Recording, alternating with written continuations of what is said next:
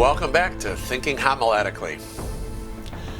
We've talked about what does the text say, what does the text mean. Now we want to think about what's the significance of the text, the perlocutionary act. Once again, Herman. Well, one of the ways I find helpful to think homiletically as I've done my sort of exegetical work with the text is to ask, so what's the subject that's being developed in this text? And I'm going to suggest, for the sake of this exercise, that the subject of Proverbs chapter 2 is knowing God and His wisdom. So how specifically is that subject then treated in this text? Hence my compliment. Developing godly wisdom and enjoying the benefits. Big idea. Sometimes I find it hard to set these in stone, and I recognize that a dozen of us working on the same text will come up with a dozen different ways of wording it. All of the ways ought to reflect indeed what's the big idea of the whole text, not just a part of it. But I'm going to suggest the big idea of Proverbs 2 is a wise person seeks to know God more intimately and as a result reaps amazing benefits. So how do I put that into a proposition that I can share with my audience, my congregation, my Bible study group? And I like to try to put it as a proposition. So I'm going to suggest that the proposition is this. Pursuing God is a bit like a treasure hunt. One doesn't tend to pursue God accidentally or half-heartedly. Pursuing God calls for an intentionality and effort. And the intimacy of the relationship that's possible and the magnitude of the blessing that comes from knowing God makes the pursuit most worthwhile. So, what's a key word?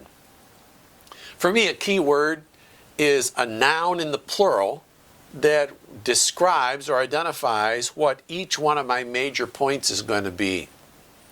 And you can kind of get creative, but it's a means of helping me to keep my points parallel and keep both me and my audience on track. So I'm going to suggest factors, and I'm going to tell you ahead of time that I end up not explicitly using the term when I actually preach it. But anyway, we'll leave it at that. A key word is a noun in the plural, which describes or identifies the main points. So we're talking about pursuing God being a little bit like a treasure hunt, and that the results, the outcome, the treasure that is reaped is most worthwhile. So what are the factors? Well, first there's a factor of prerequisites. The prerequisites of knowing God. Then there's the factor of the substance. What is it we're talking about? What do you mean by knowing God? And the third factor is the rewards of knowing God. So what are the prerequisites as we work through that first section? You see ideas of willingness, of focus, of passion, of hard work. All of those ideas come with the if.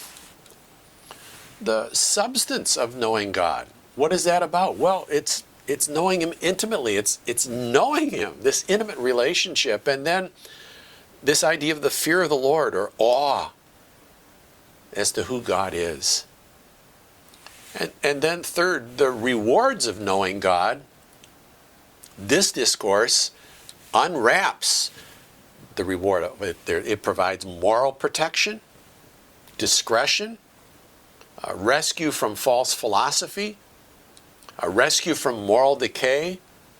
Those are sort of the, it saves me from, but it also then introduces me into a company of righteous people. And that brings me to be prepared anyway to develop the conclusion. But before I do introduction and conclusion, I need to exegete my audience. Exegeting the audience is the next step. Can I fairly articulate their worldview? That is, can I express it in terms that they would accept? Can I fairly articulate what are their driving values? Can I objectively describe their lifestyle? I mean, do I have a clear sense of their joys and their sorrows? Is there any other facet that I should investigate or analyze? Now, I'm ready to build that bridge, to craft a message for my AD audience, to draw from the text applications that are personal, specific, and practical for a cross-section of my audience. I mean, all the life stages, all the life situations, or at least the majority ones, that I'm aware of in my congregation. Then, I craft an introduction that will hook their attention and a conclusion that will help them walk away with a handle on ways that this text applies to their lives this week, this month, and in the months to come as Jesus tarries. What I'd like to do now is to try to give you an example of what this process applied to this text might look like in real life ministry of the Word. So follow along. Let's see what happens.